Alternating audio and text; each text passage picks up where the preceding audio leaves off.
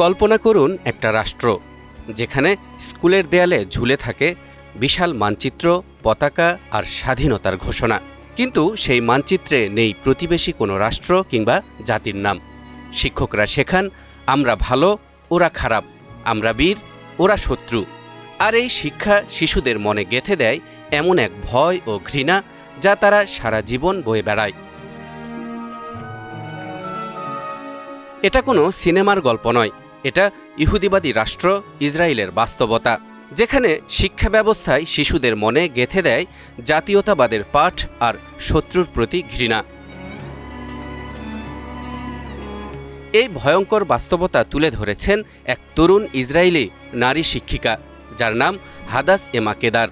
দর্শক, চলুন জেনে আসি তার চোখে দেখা ইসরায়েলি শিক্ষা ব্যবস্থার ভেতরের কাহিনী। হাদাস এমা কেদার বড় হয়েছেন ইসরায়েলের উত্তরাঞ্চলের এক ছোট্ট শহরে। ছোটবেলা থেকেই ছিলেন মেধাবী এবং সারাক্ষণ পড়াশোনায় ডুবে থাকতেন। কিন্তু সেই ভালো ছাত্রীর চোখেই আজ তিনি দেখছেন কিভাবে ইসরায়েলের পুরো শিক্ষা ব্যবস্থায় সাজানো এক ধরনের রাষ্ট্রীয় প্রচারণা যন্ত্রে। তিনি বলেন, আমাদের স্কুলে কখনোই ফিলিস্তিনি শব্দটা শেখানো হতো না। সবসময় বলা হতো আরবরা আমাদের শত্রু। এমনভাবে শেখানো হতো যে আরবি ভাষা শুনলেই মনে হতো ভয়, ওরা আমাদের মেরে ফেলবে, সমুদ্রে ফেলে দেবে। এভাবেই এক শিশুর মনে গড়ে ওঠে ভয়, ঘৃণা আর শ্রেষ্ঠত্ববোধ। আর সেটাই ধীরে ধীরে পরিণত হয় এক জাতিগত বিভাজনে, যেখানে ইহুদি মানেই ভালো মানুষ, মানবতাবাদী সৈনিক, আর আরব মানেই শত্রু। হাদাস বলছিলেন, প্রতিটি ক্লাসরুমে ঝুলে থাকে তিনটি জিনিস: ইসরায়েলের মানচিত্র, স্বাধীনতার ঘোষণা আর পতাকা। এই তিনটি প্রতীকই ছোটবেলা থেকে বাচ্চাদের মনে তৈরি করে আমরা কে, সেই পরিচয়ের কাঠামো। কিন্তু ওই মানচিত্রের কোথাও নেই 1967 সালের ইসরায়েল ফিলিস্তিনের সীমারেখা, যেটা বোঝাতে পারে ইসরায়েলের দখলকৃত জমিগুলোর অবস্থান। বাচ্চাদেরকে শেখানো হয় আমরা 6 দিনের যুদ্ধে জিতেছি আর আমাদের ভূমি উদ্ধার করেছি, কিন্তু কেউ শেখায় না সেই যুদ্ধের পর ইসরায়েল যে আরও ভূমি অকুপাইড বা দখল করেছিল সেটার কথা। আসলে অকুপেশন শব্দটাই সেখানে নিষিদ্ধ।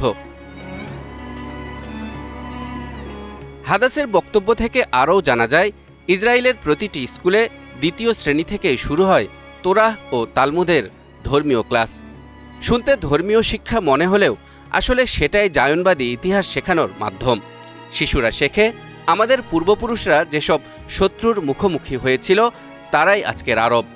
এভাবেই হাজার বছরের পুরনো ধর্মীয় কাহিনী ও আধুনিক রাজনীতি মিশে যায় এক বিন্দুতে, শত্রু মানেই আরব।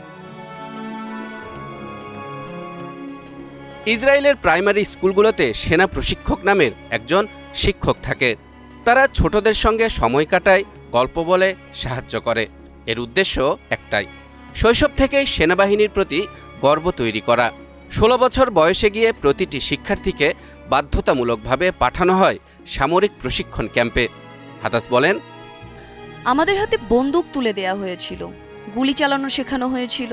আমি তখনও শিশু, ভীষণ ভয় পেয়েছিলাম। এইসব আয়োজনের মূল লক্ষ্য একটাই, 18 বছর বয়সে যেন সবাই স্বেচ্ছায় গর্বভরে সেনাবাহিনীতে যোগ দেয়। হাদাসের মতে ইসরায়েলি শিক্ষা ব্যবস্থার সবচেয়ে আবেগনির্ভর অংশ হল হলোকাস্ট শিক্ষা।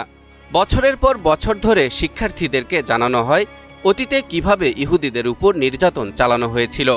হাই স্কুলে উঠলে শিক্ষার্থীদেরকে নিয়ে যাওয়া হয় পোল্যান্ডে, সেই ভয়াবহ কনসেন্ট্রেশন ক্যাম্পগুলোতে। সেখানে তাদের বলা হয়, দেখো আমাদের পূর্বপুরুষদের কি হয়েছিল, তাই আজ তোমাদের সৈনিক হতে হবে, যাতে এমনটা আর কখনো না ঘটে। তখন শিশুরা কাঁদে, ভেঙে পড়ে, আর সেই কান্নার ভেতরেই জন্ম নেয় এক নতুন বিশ্বাস। একসময় আমরা ছিলাম ভিকটিম, কিন্তু এখন আমরা আগের চেয়ে অনেক বেশি শক্তিশালী। হাদাস আরও বলেন, আমি যখন শিক্ষক হিসেবে আমার ছাত্রদের নিয়ে পোল্যান্ডের ওই শিক্ষা সফরে গিয়েছিলাম, তখন বুঝতে পারলাম এখানে শিক্ষার্থীদেরকে শুধু ইতিহাস শেখানো হচ্ছে না, বরং তৈরি করা হচ্ছে প্রতিশোধের মানসিকতায়। একদিন আমার এক ছাত্র বলেছিল, আচ্ছা, পোল্যান্ডের ওই ক্যাম্পগুলোতে যখন ইহুদিদেরকে নির্যাতন করা হতো তখন পাশের গ্রামবাসীরা কিছু করল না কেন? ছাত্রের এই প্রশ্ন শুনে হাদাসের মনে পড়েছিল গাজার মানুষদের কথা। আমরাও তো একই কাজ করছি। আমরা জানি আমাদের পাশের দেশ ফিলিস্তিনে কি হচ্ছে, কিন্তু আমরাও কিছুই করছি না। একসময় হাদাস বুঝতে পারেন ফিলিস্তিনিদের প্রতি আমরা অন্যায় আচরণ করছি। হাদাস তখন জায়নবাদের প্রকৃত ইতিহাস জানার চেষ্টা করেন। এ সময় থিওডর হার্জেল, জেব জিবোটনস্কি, লিওন পিন্সকার সবার লেখাতেই তিনি খুঁজে পান সহিংসতা আর বর্ণবাদের ইঙ্গিত। হাদাস বলেন, স্কুলে আমরা শিখেছি জায়ানবাদ মানে ইহুদিদের মুক্তি, কিন্তু সত্যিকারের বইগুলো পড়ার পর বুঝলাম এটা ছিল এক ধরনের উপনিবেশবাদ।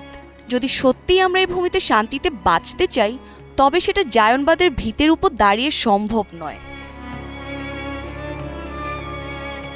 দর্শক, ইসরায়েলের শিক্ষা ব্যবস্থা আজও সেই পুরনো কাঠামোতেই চলছে, যেখানে শিশুরা শেখে আমরাই ভালো, আরবরা খারাপ, যেখানে ইতিহাস মানে রাষ্ট্রযন্ত্রের নির্ধারণ করে দেয়া তথ্য। ভালোবাসার জায়গায় ঢুকে গেছে ভয় আর ঘৃণা। তবে হাদাস এমা কেদারের মতো মানুষরা এই চক্রটা ভাঙতে চাইছেন। তাদের কণ্ঠস্বর আমাদের মনে করিয়ে দেয়, যে কোনো জাতির শিক্ষা ব্যবস্থা যদি ঘৃণার বীজ বপন করে, তাহলে ভবিষ্যৎ কখনোই শান্তির হতে পারে না। তালহা ইবনে রেজা, নিউজ 24।